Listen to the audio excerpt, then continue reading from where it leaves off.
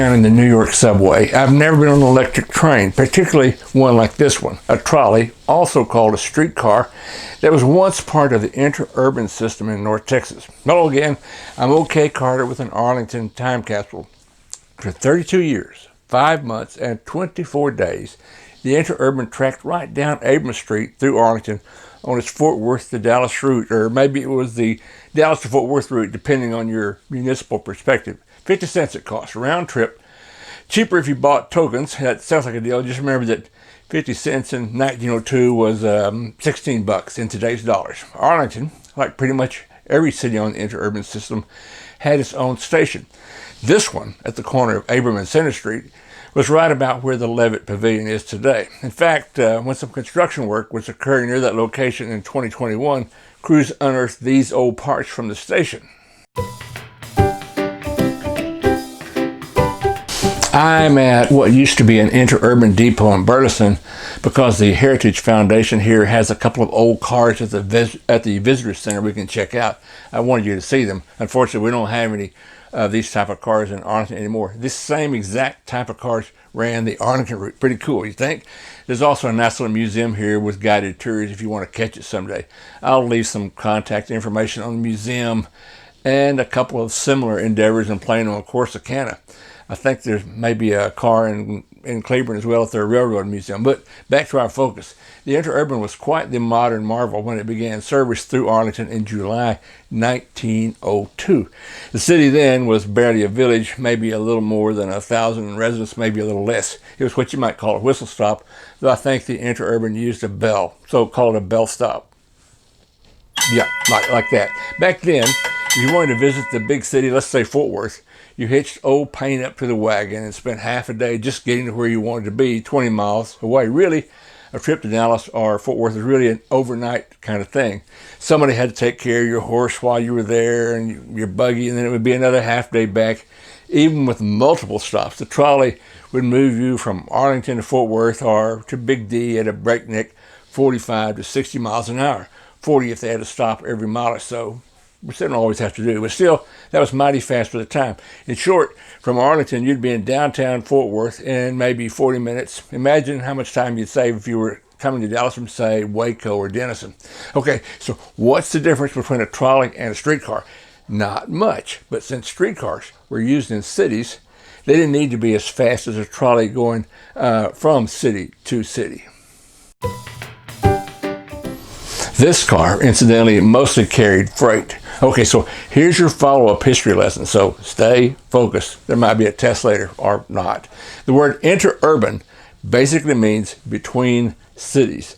These trolleys ran on electricity, usually 600 volts of direct current provided by an overhead power line connected to the trolley by a stretchy pole to the line. Yes, it could get sparky. Usually, the rails ran right down this or that street like Abram in Arlington, or right next to a street or highway. There were several companies making trolleys. Sometimes the trolleys companies themselves manufactured them. Notice that I said trolley companies, not authorities or municipal departments. In those early days, services like the Interurban were privately owned and operated. Capitalism at work for profit. Today, worldwide, there's maybe one or two publicly owned mass transit systems that break even. We'll do the economics of why that is on another day, or maybe not. Which brings me to another factoid. I always assumed the Interurban serving North Texas was just one big operation. It wasn't. There are complicated startups and mergers and buyouts, but in the end, there were 4 systems serving this area. Okay, 1.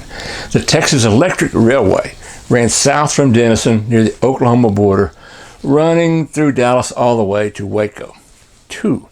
The Dallas Interurban Railway ran from Denton through Dallas east to Terrell.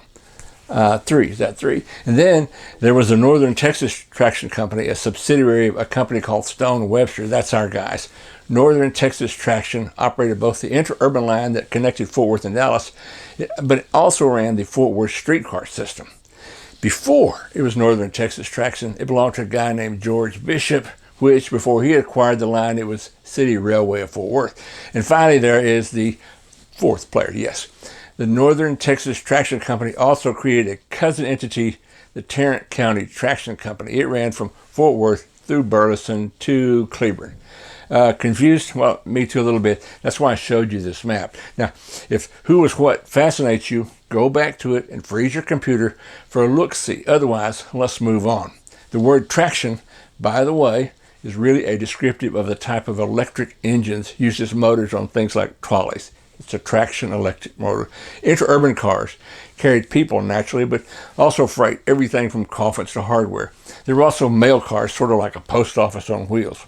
The Northern Texas Traction Company, the one serving Arlington, opened service July 1st, 1902.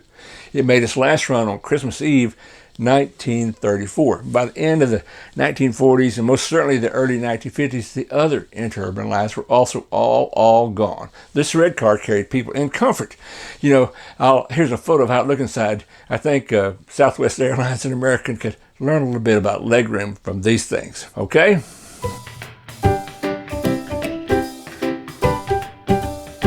It's pretty roomy, obviously, particularly by today's standards.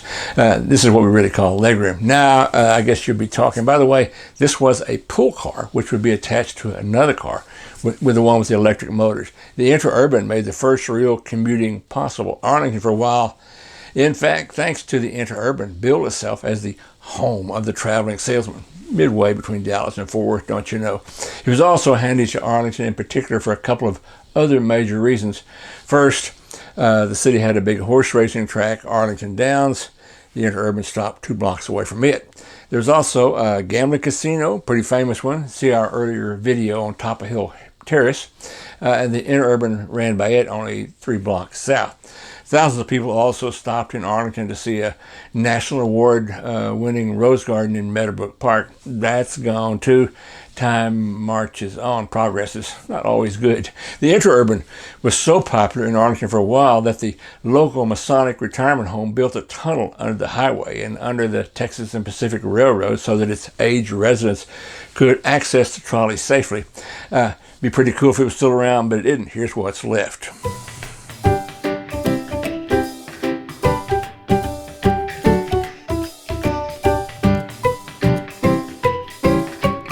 Though Northern Texas Traction bragged that none of its passengers were ever seriously injured, this was always true for traffic crossing the rails because there's a major violation of a rule of physics involved, which is that two objects cannot occupy the same space at the same time.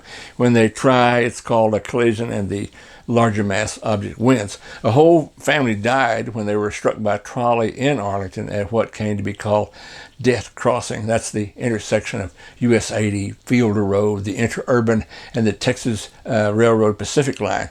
There's a nice bridge over the railroad tracks now. The most famous crash, though, was on the western edge of town in 1916 when an Interurban traveling 60 miles an hour hit Colonel Paul Wapples' car on the driveway to his house, killing him. He was the millionaire Wapples Platter wholesale grocery foods guy. At the same time, he was also chairman of the Texas Democratic Party, so got pretty big headlines. Coincidentally, he was also MC for the 1902 ceremonies for the Interurban opening. 14 years later, the Interurban kills him. No deed goes unpunished sometimes. For some reason, Wapples' chauffeur just didn't see the trolley coming, though at 60 miles an hour, a quarter mile takes just 15 seconds to cover. Stalling on the tracks was just unfortunate luck. Another wreck wiped out Arlington's town ice truck, seriously injuring the driver, and it caused a lot of spoiled milk as old fridge without ice warmed up. No doubt back then, every kid in town had a crushed penny or a nickel neatly flattened by trolley wheels. Every time I tried that as a kid, my nickel stuck to the wheel and disappeared down the tracks, but putting a nickel on a train track for 90 cars to pass by just doesn't work as well as a trolley car or two. So many kids grabbed the trolley from the outside for free rides in Arlington that an ordinance had to be passed prohibiting such behavior. Kind of dangerous too. Kids also like pranks like greasing tracks at stops. Conductors even carried rags to clean rails if necessary. Check out these guys. Electricity for the trains on the Arlington route came from a power plant in the little town of Hanley between Arlington and Fort Worth. After the Interurban closed at night, the power plant also sent the first electricity to Arlington. That didn't last long. There was a small lake at the Hanley stop. Ambitiously, the small lake was named Lake Erie. The trolley company built a pavilion there for roller skating, dancing, and dining, with a pier right over the lake. Looks kind of like the movie Picnic, doesn't it? The excursion business to the site was big, and in fact, I think a good argument can be made that when the Interurban and Lake Erie shut down, Hanley never really recovered again. There's still a big power plant at the location. It looks like this now, and there's a big Encore office out front. Lake Erie itself was inundated when they built the lake, or when they built Lake Arlington in 1957. I still think Lake Arlington should have simply called itself Lake Erie too. While it lasted, the Interurban was grand. Cheap transit, clean transit, and for a while, really popular. The EPA would approve. By 1906, electric trolleys across the nation were carrying 17 million passengers a day, but it all went away. What happened? Several things. Cars happened. 8 million cars were on the road in 1920, up to 23 million only 10 years later. That's almost tripled. As roads got better, more people preferred to take the Henry Ford Model T into town instead of the buggy or the Interurban. I'm back in Arlington. You can hang out at this nicely refurbished Interurban wait station at the Fielder Museum as long as you like, though it might be a while before you can catch a trolley coming by. People on this street tended to have big front porches just so they could watch the trolleys roll by, the people get on and off. Okay, now the sad part. The Dallas to Fort Worth route through Arlington was really the first of the Interurbans in North Texas to die. The Bankhead Highway, US 80, came through Dallas, Arlington, and Fort Worth in the early 1920s. It was a swell paved highway, virtually parallel to the Interurban route 2 blocks away. It was tough competition, probably too tough. Some would also argue, with considerable evidence and even a congressional investigation, that GM, Standard Oil, and Firestone politicked furiously and collaboratively to replace trolleys with gas-burning buses across the nation. Successfully so, very successfully so. So the big question, was letting the Interurban disappear a mistake? Maybe, probably. Except for the occasional little museum, little evidence exists of the trolley system today, though there are remnants here and there. The Stop 6 neighborhood in Fort Worth, for example, was once, you guessed it, Stop 6 on the northern Texas traction route. That was that way about 10 miles west.